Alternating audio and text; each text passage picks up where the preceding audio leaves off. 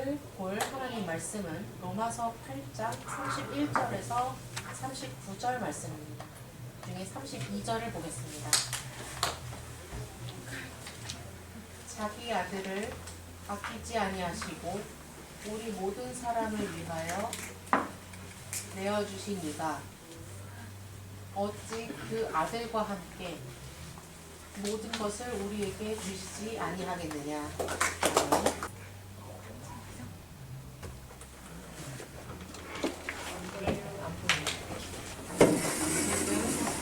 나의 모든 것 예수 그리스도라는 제목으로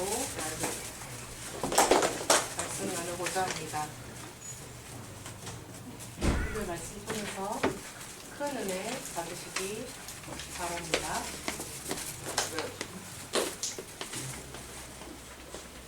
우리 옆에 분들과 서로 인사하실까요?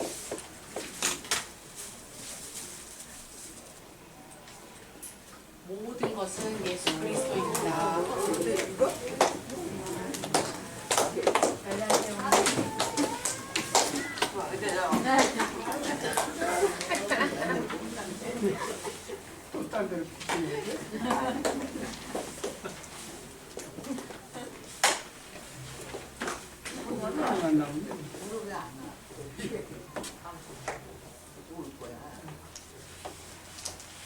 지난 한 주간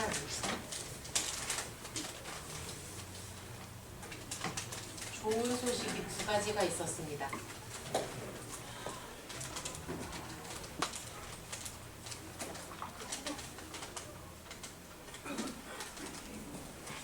복음운동의 플랫폼을 위해서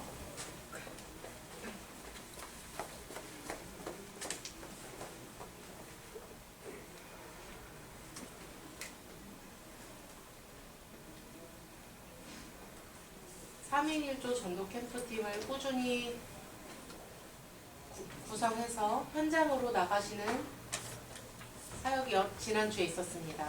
각각 3인 1조가 현장 캠프를 가셨다가 돌아오셔서 포럼하시는 것을 보고 너무 귀한 현장이었습니다. 실제로 복음을 증거했다는 것 자체로 굉장히 큰 열매라 생각이 되었습니다.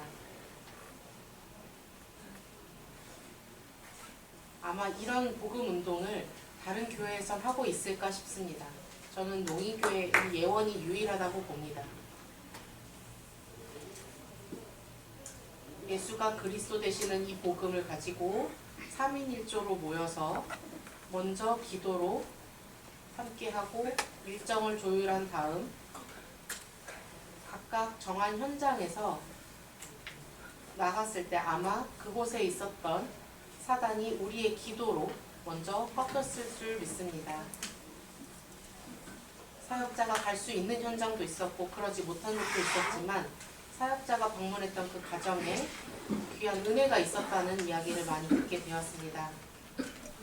전도운동은 성경에만 기록된 것이 아니라 우리가 실제로 현장에서 느낄 수 있는 귀한 현장이었습니다.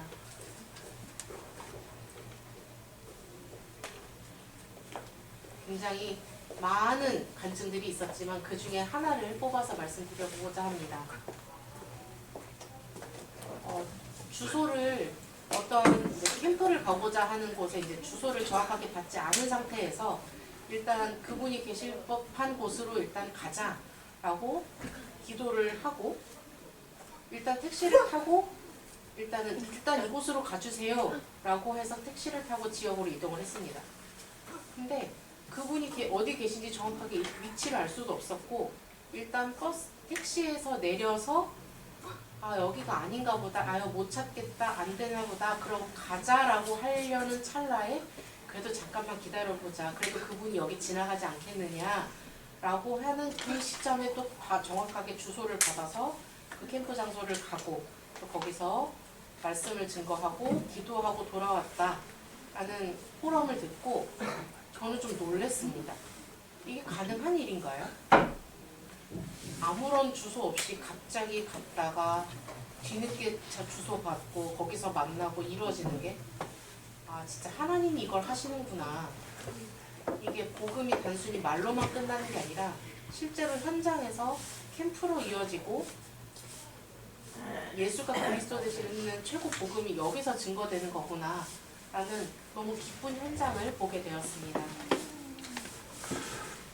우리 성도 여러분들이 같이 3인 1조를 구성하셔서 꾸준히 기도하면서 그 현장에 용인 영혼의 구원을 위해 기도해 주시기 바랍니다.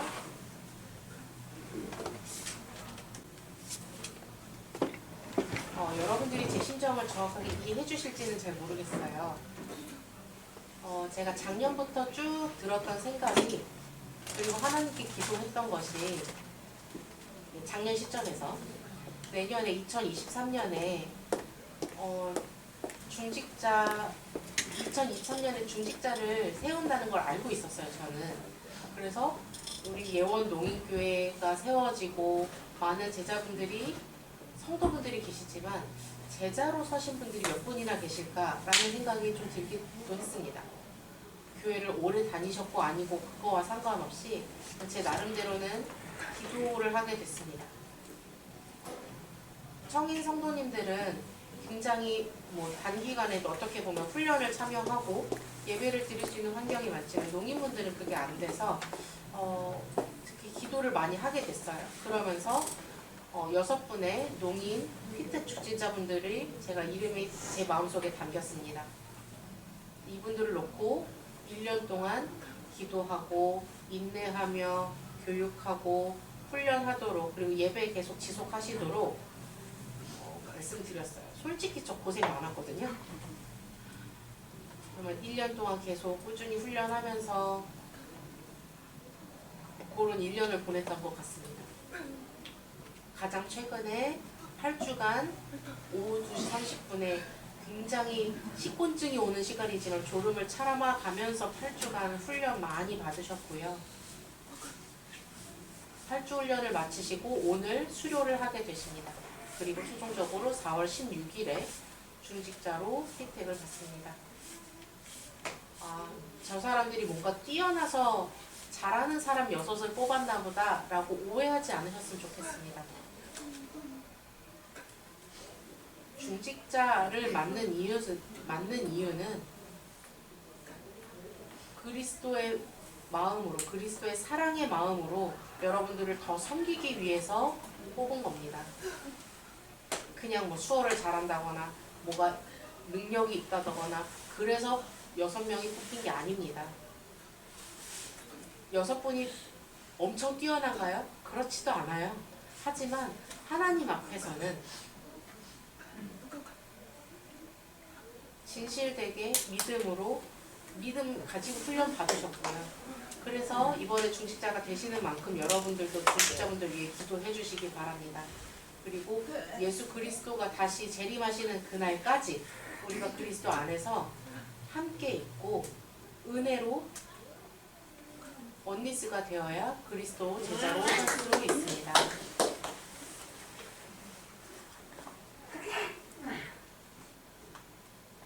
여섯 명의 중직자에 대해서 혹여나 부정적인 의견이 있다고 그거를 표현하신다면 그걸 좀 자제해 주시기를 부탁드립니다. 우리는 그리스도 안에서 모두가 한 형제, 동일하긴 합니다.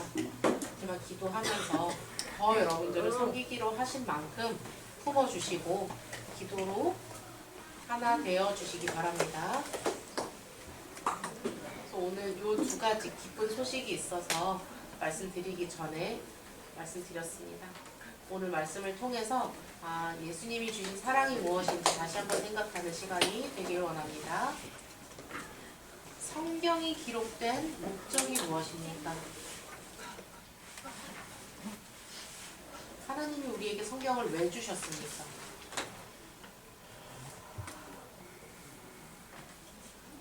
증거를 남기기 위해서? 예수 그리스도의 보혈을 알리기 위해서? 구원자를 보이기 위해서? 영혼 구원을 위해서? 제자 양성을 위해서?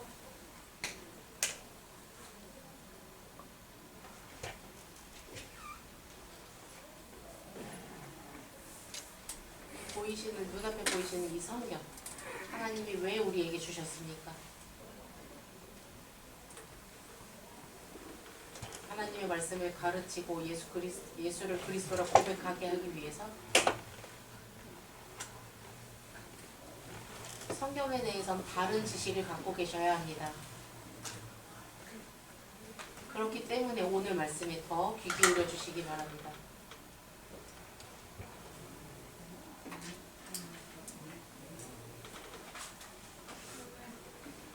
요한복음 5장 39절을 보면 아담과 하와 때부터 인류의 마지막까지 예수가 그리스도라는 사실을 깨닫게 하기 위해 성경을 주셨습니다. 단순히 읽기 위한 자료, 율법을 보여주기 위한 자료, 행동 지침서 같은 것이 아닙니다.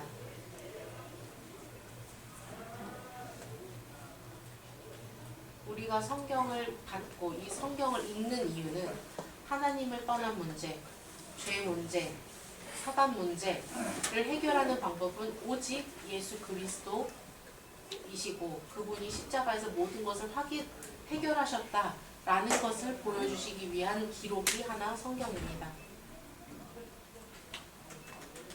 하지만 농인분들 오해하지 말으셔야 할 것은 성경에 있는 활자 그대로의 율법을 따라가시는 게 아닙니다. 그리스도가 누구십니까?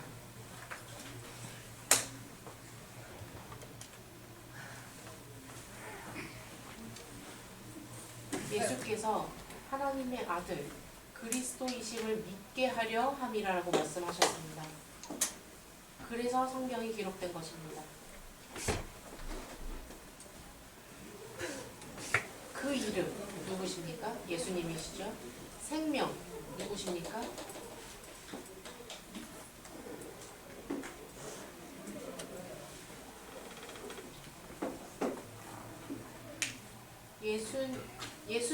예수를 믿은 사람 죽은 다음 어디 가죠? 예, 천국 가죠. 그게 바로 저 생명입니다.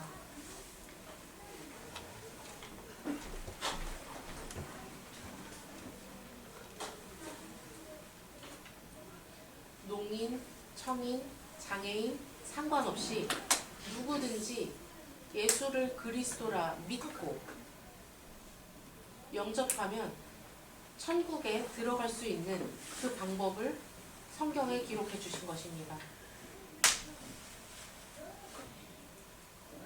예수는 그리스도, 모든 문제 해결하신 그 모든 것이 바로 그리스도이십니다. 그 그리스도를 우리가 증거하는 삶을 사는 것입니다. 그 그리스도 때문에 우리가 현재 예배에 모여 있는 것입니다. 그 그리스도 때문에 하나님이 우리와 함께 하시는 것이고, 그리스도 때문에 사단을 물리칠 수 있는 권세를 우리에게 주신 것입니다. 모든 것이 그리스도 중심의 삶인 것이죠. 모든 성도님들은 이 성경은 나에게 율법적으로 얽매이려고 하는 그런 도서가 아닌, 여기서 내가 진짜 율법을 쫓을 게 아니라 내가 치유받고 내가 훈련받고 하나님께 기도하는 방법을 배우는 게 여기서 배우는 거구나를 깨달으시기 바랍니다. 그래서 예전의 생각에 매여 계시지 마시고 예수가 그리스도 모든 문제 해결하셨다는 이 언약을 굳게 붙잡는 제자가 되시기를 바랍니다. 첫 번째입니다. 모든 것 대신 예수 그리스도.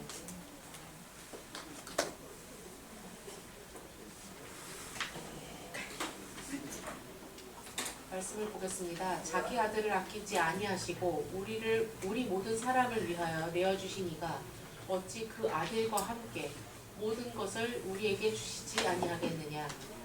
아멘. 윗부분을 다시 한번 보겠습니다.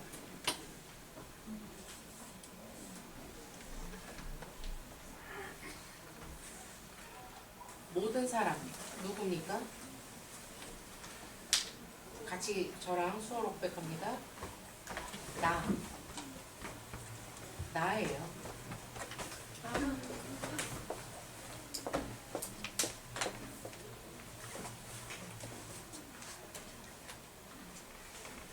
모든 사람을 위하여 내어주신 이가 그 아들 누구죠? 또 모든 것을 주셨다고 합니다.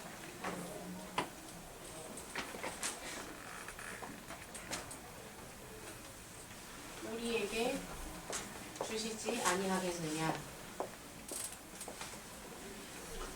이거는 주신다는 뜻이죠. 다시 한번 위를 보겠습니다. 잘 보세요. 모든 것이라고 하셨습니다.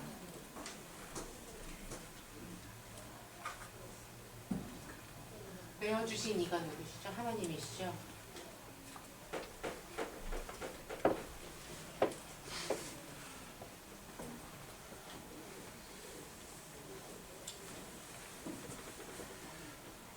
예수 그리스도를 통해 모든 것이 회복됨을 깨달으시기 바랍니다. 아우, 그 이미 알고 있지라고 하는 가벼운 언행보다는 중요도를 잘 보셨으면 좋겠습니다. 그림을 한번 보십시오. 원래 인간은 영적인 존재로 하나님의 형상으로 지음받았습니다. 하나님이 직접 사람을 흙으로 빚어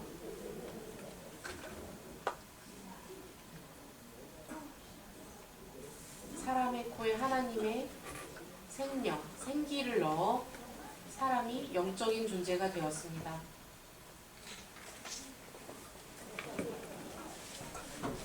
최고의 축복을 인간이 받은 거죠. 그렇게 하나님이 원래 인간을 창조하셨습니다. 그렇게 인간이 하나님과 함께 있던 그게 바로 모든 것입니다. 예시를 하나 보여드릴게요. 물고기에게는 무엇이 필요한가요?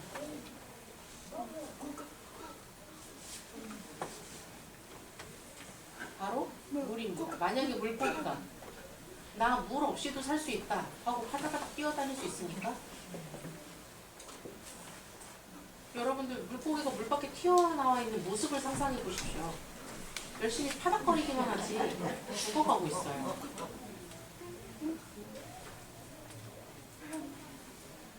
나무가 땅에 뿌리를 내리고 있어야 되는데 뿌리를 내리고 땅의 풀속에 뿌리를 내리고 있을 때 땅과 함께 있을 때 나무는 살아있을 수 있습니다.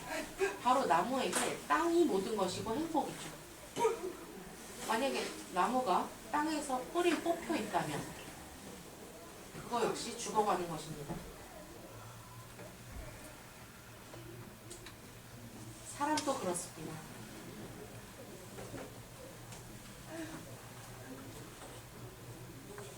하나님 말씀에 선악과를 먹지 말라고 하셨는데도 그것을 어기고 선악과에 손을 댐으로써 우리가 가진 그 모든 것을 잃게 된 것입니다. 로마서 3장 23절에 말씀 보세요. 자, 여기서 모든 사람의 농인이라는 단어를 대입해 봅시다.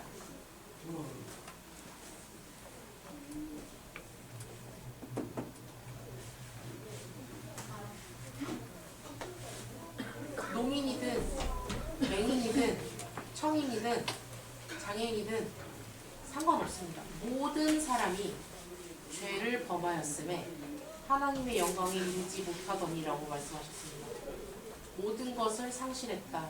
질병, 우상숭배, 영적인 문제, 마음의 문제, 모든 것을 상실한 것입니다.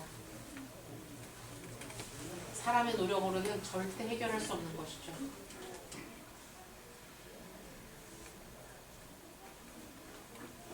모든 것을 상실했다고 말합니다. 우리가 희망을 둘 곳이 없어요. 지금도 똑같습니다. 아담과 하와가 그 당시에 떠난 거지 난 아무런 문제 없다. 난 뭐 잘 살 수 있다. 라고 많은 사람들이 이야기합니다. 난 다 할 수 있고 난 모든 걸 가졌다라고 착각하고 있습니다.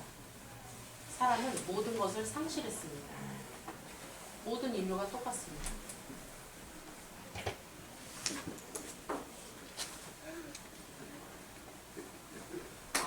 하나님하고 뭘 같이 있어.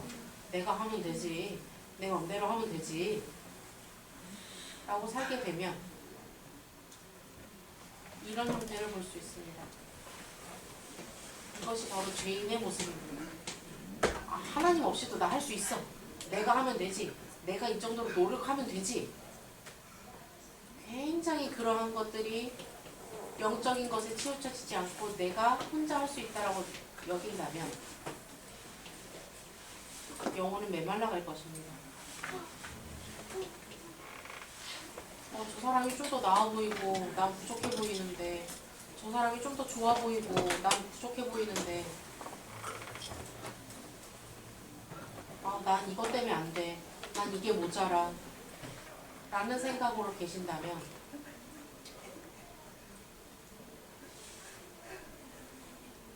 복음의 갈급한 자의 모습과 똑같습니다. 그런 사람 정말 행복하겠습니까?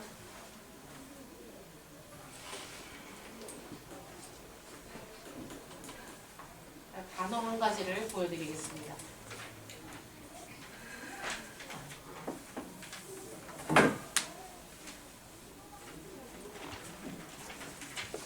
저주입니다. 수어를 어떻게 하나요?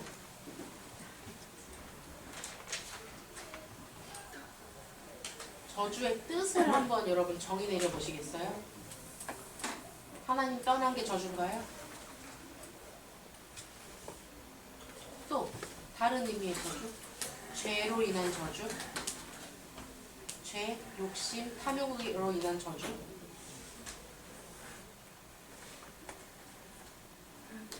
하나님 말씀에 불순종한 거? 하나님께 대항한 거?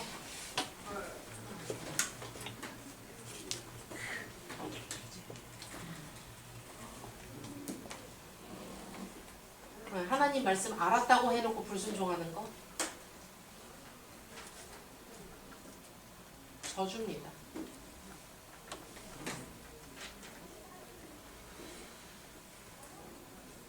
쉽게 말씀드리자면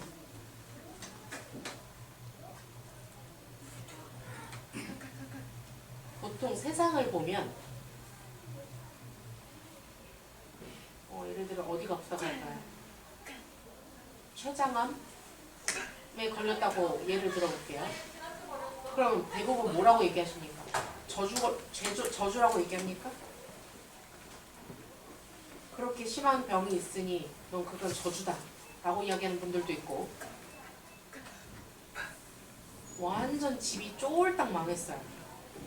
그러면 그렇게 욕심 부리더니 잘 됐네, 그것도 저주네 라고 이야기하는 경우가 생길 수 있어요.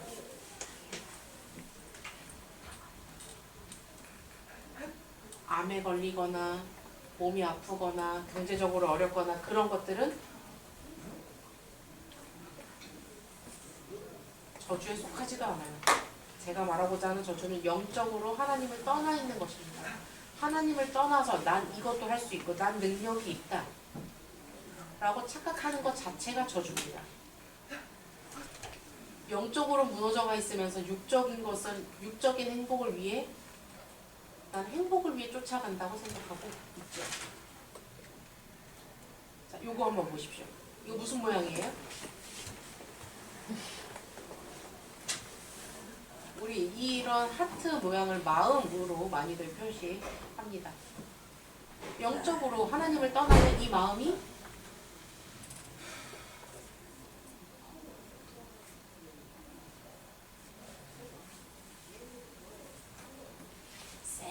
새까매져요.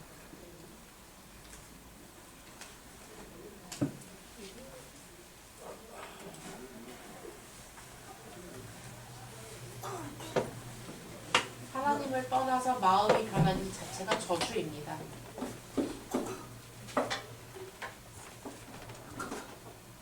하나님을 떠났어요. 행복하고 싶어요. 그래서 돈을 찾죠.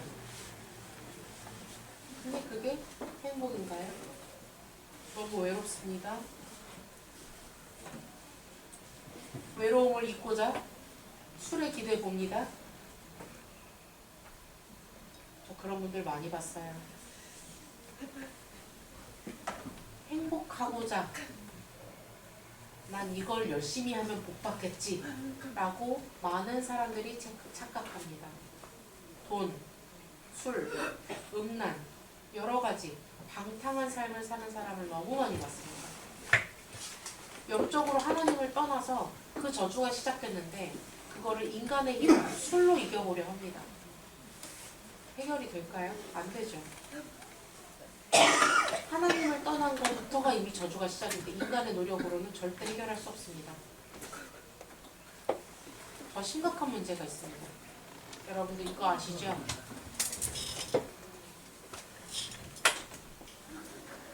이스라엘은 하나님이 굉장히 큰 축복을 받은 민족입니다.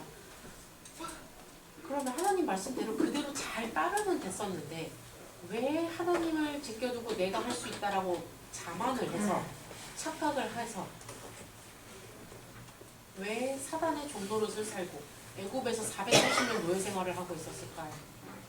굉장히 어리석은 짓이에요. 또 이스라엘은 하나님과 함께 있는 그 축복, 임마누엘의 축복을 갖고 있으면서도 그 사실조차를 잊어버려서 바벨론의 포로로, 속국으로 70년을 삽니다. 예를 들어 우리가 일제강점기 36년을 겪은 것처럼 이스라엘도 바벨론에, 애굽에 그렇게 오랜 시간 속국으로 살았어요. 그게 끝인가요? 그 이후에 로마까지도 있었습니다. 정말 억울한 역사를 가진 이스라엘이에요. 하나님을 떠났다는 것 자체를 인지하지 못하고 지금도 역시나 이스라엘은 고통받고 있습니다. 지금도 많은 농인들이 영적으로 하나님을 떠나서 사단의 종로를 살고 있습니다. 현재. 그런 분들이 모든 것을 상실한 분들이죠.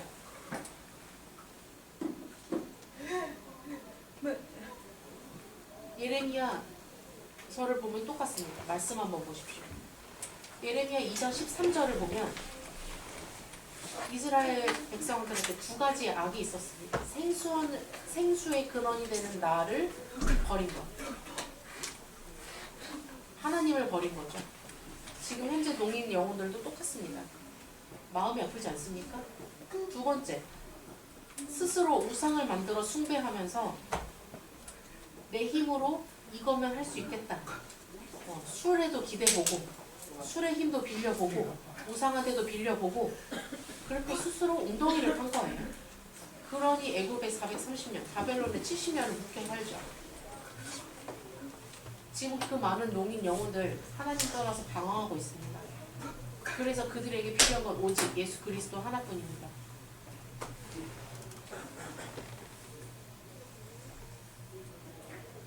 그런 시기에 베드로가 이렇게 고백합니다. 예수 그리스도께서 십자가에서 모든 것을 다 이루셨다는 걸 알게 그 예수 그리스도를 통해 하나님 만나는 길을 열어주셨고 여러분들의 과거, 현재, 미래의 모든 문제를 해결해 주셨습니다. 여러분들의 죄를 모두 사해 주셨습니다. 여러분들의 베드로의 그 신앙 고백이 여러분들의 고백이 되면 예수가 정말 살아계신 하나님의 아들이라는 고백이 되면 예수님이 우리가 하나님을 떠났던 그 형상을 다시 회복시켜서 모든 것을 다 회복시켜 주십니다. 예수 그리스도를 영접하고 여러분 마음속에 모시고 있다면 여러분들은 모든 것을 회복하신 것입니다. 야, 우리 교회에서 선물 준대, 교회 와라. 제발 그런 전도하지 마십시오. 야, 여기 교회 사람 많다. 너 만날 사람 많아. 절대 그런 식으로 전도하지 마십시오.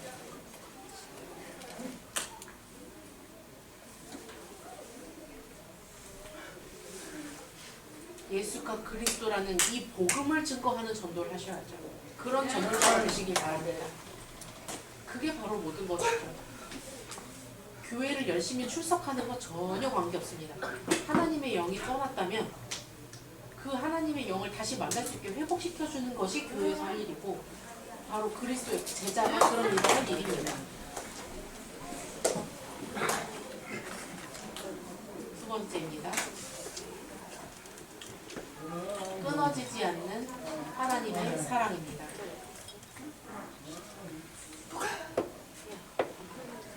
말씀 보겠습니다. 누가 우리를 그리스도의 사랑에서 끊으리요? 환난이나 공고나 박해나 기근이나 적신이냐 위험이나 칼이랴.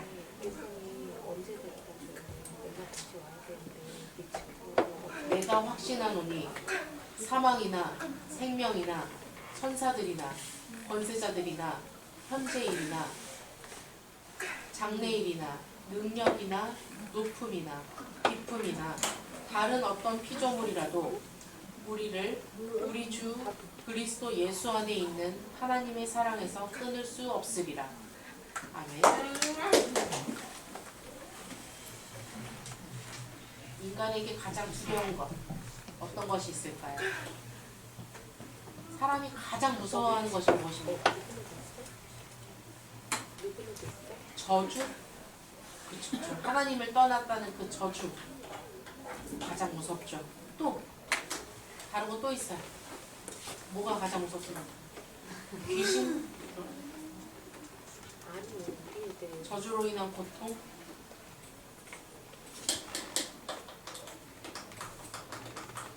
아까 예시를 드렸듯이 나무 입장에서는 나무는 땅속에 뿌리 박혀 있어야 가장 안전합니다.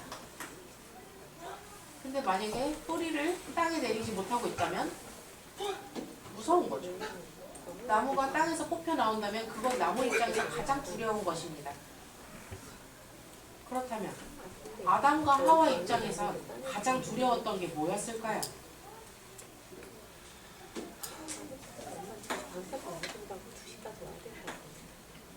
예를 들어 아이를 낳았어요. 신생아를 막 돌봅니다. 신생아에게 밥을 먹이고 아이를 키우고 가장 수고로운 게 누구예요? 그렇죠? 엄마가 가장 수고롭잖아요. 만약에 그 엄마와 아기가 교감을 하면서 성장을 하는데 아기가 밥도 안 먹고 엄마도 안 보고 그러면 어떨 것 같아요? 엄마랑 같이 있어야 아기는 행복하잖아요. 아기가 엄마 없이 혼자 성장할 수 있나요? 못하죠. 그것처럼 인간에게 무서운 것은 인간에게 가장 두려운 것은 하나님의 사랑으로부터 끊어지는 것입니다.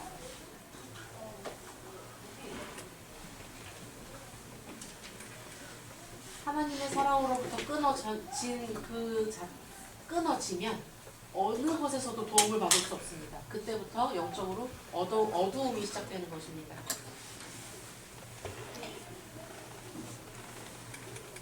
그 하나님의 사랑으로부터 끊어지지 않기 위해 하나님은 굉장히 단호하신 분이에요. 여러분들이 예수를 믿지 않는다면 하나님은 절대로 여러분들을 어떠한 이유에서도 받아주지 않으실 분입니다. 하지만 그 하나님에게 다시 끊어지지 않고 연결되기 위해서는 반드시 피제사가 있어야 합니다. 예전에 아담 하와 때부터 예수님이 오시기 전까지는 늘 많은 피제사를 드렸습니다. 그 피제사를 통해 번제를 통해 죄를 사함받고 굉장히 많은 피를 흘렸습니다. 그렇게 피제사가 있었을 때 하나님과의 연결, 고리가 지속됐던 것입니다. 하지만 예수 그리스도께서 언약을 성취하기 위해 오신 이후로 십자가에서 모든 죄를 사하신 이후로는 피제사를 드릴 필요가 없어졌죠. 그 예수 그리스도를 믿으면 염려할 이유가 없는 인생이 되는 겁니다. 모든 문제 해결자 되신 그리스도를 믿고 모든 염려를 지우시기 바랍니다. 왜 아직도 모든 염려를 지고 가십니까?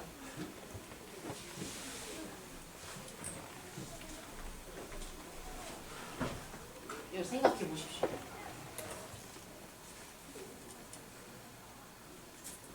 자, 이런 마음 왜 자꾸 열었다 폈다 하시는 거예요?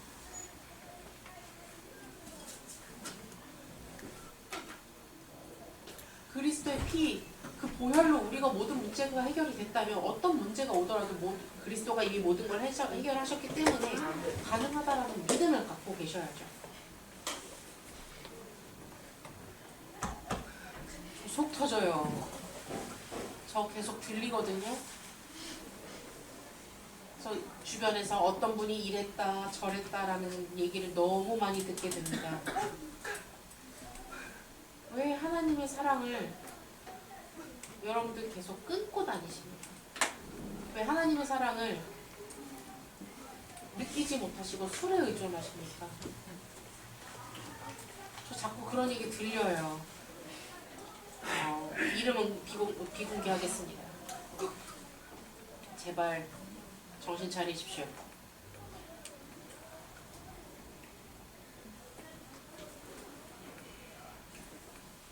우리 마음속에 그리스도 있으시잖아요. 그쵸? 십자가 있잖아요.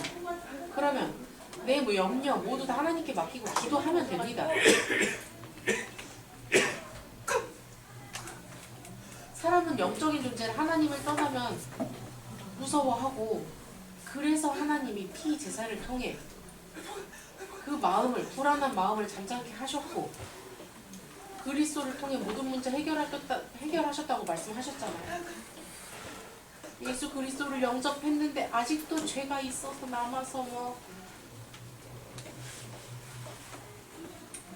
왜 영적으로 상신된 행동을 계속 하십니까? 바울이 사울이었을 시절에 율법적으로 그렇게 정죄하던 사람이 예수 그리스도를 깨닫고 온전히 본인이 헐벗고 배고프고 굶주리고 맞고 하더라도 오직 그 그리스도만 증거했습니다.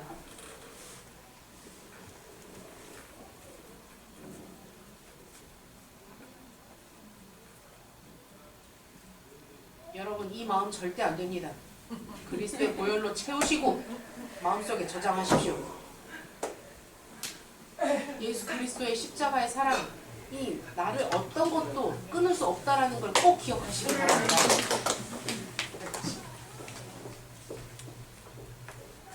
요즘에 JMS가 굉장히 떠들썩하죠. 저 그 넷플릭스 보고서 정말 너무 역겨웠어요.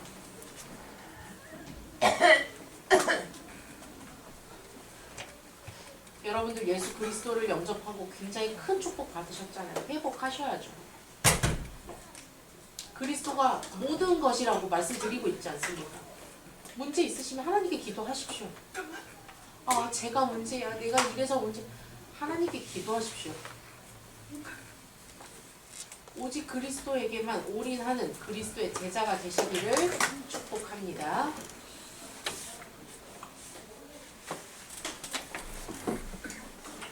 이 화면을 한번 보십시오. 여러분들은 예수님을 영접하셨죠? 하나님의 자녀시죠? 보통 세상에 사는 사람들의 기준과 하나님 나라에 속해 있는 두 부류를 한번 비교해 보겠습니다. 어떤 기준이 다를지 한번 보십시오. 성공에 대한 기준이 이렇게 다릅니다. 세상에서는 돈이면 된다 라고 생각하고 있습니다. 돈 필요해요. 나쁜 거 아니에요. 돈이 아니라고는 하지만 돈에 매여있는 분들 많이 봅니다. 세상에선 돈이 성공의 기준입니다. 그런데 하나님의 나라에선 하나님과 함께 있는 것이 성공이라고 말합니다. 여러분들 이미 성공하신 거예요. 하나님과 함께 계시기 때문에. 여러분 기준을 영적인 눈으로 보십시오. 능력에 대한 기준은 어떻습니까? 하나님 능력 다 빼놓고 내 개인의 능력으로, 내 개인의 명예로, 권력으로 할 수 있다라고 생각하는 게 세상의 기준입니다. 하지만 하나님의 나라에서는 하나님의 능력으로 죄사함을 인간에게 주신 겁니다. 세상의 능력에 쫓아가서 그 다음에 뭐가 있습니까? 하나님이 주신 그 기준으로, 하나님의 능력으로 죄사함을 받은 것이 바로 기준입니다. 자, 복에 대한 기준입니다. 세상에서의 복은 내가 원하는 대로 되는 것이죠. 하지만 하나님 나라에서의 복은 우리 사람들이 무서워하는 그 귀신도 마귀도 이게 권세를 가진 것이 바로 독입니다. 이렇게나 기준이 다릅니다.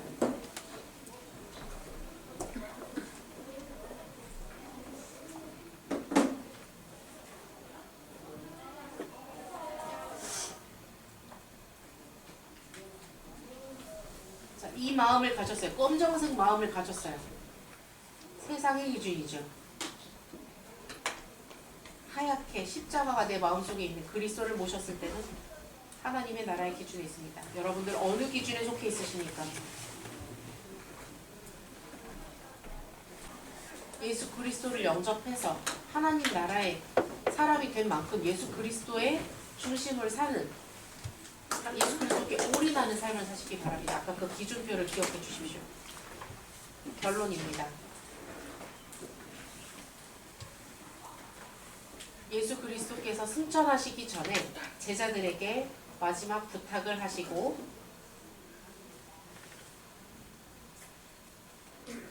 곧 보혜사 성령이 올 거라고 이야기하시고서는 제자들이 마가다락방에 모여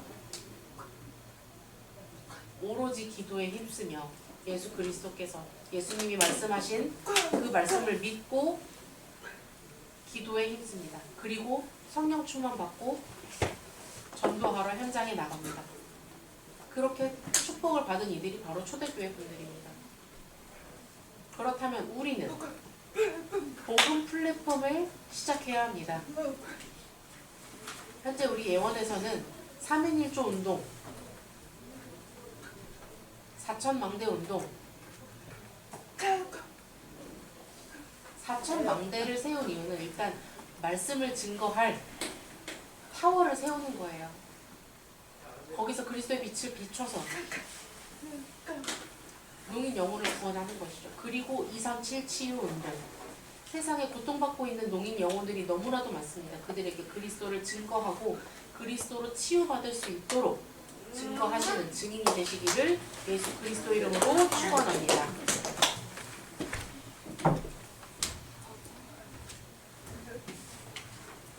예수 그리스도께서 십자가에서 모든 것을 이루셨고 그 은혜로 우리는 그분을 믿고 하나님의 자녀가 되고 일주일 동안 사단에 속지 않고 예수 그리스도 이름으로 사단을 물리칠 수 있는 그 능력을 기도로 회복하는 한 주가 되시기를 바랍니다. 우리 옆에 성도님들과 같이 인사하겠습니다. 영적으로 다시 깨어납시다.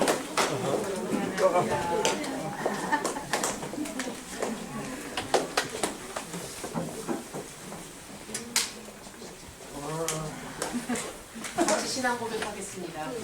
주는 그리스도시요 살아계신 하나님의 아들이십니다. 네.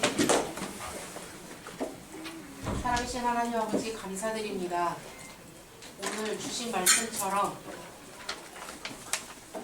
인간에게 가장 두려운 것은 하나님이 떠난 것이라고 말씀하셨습니다.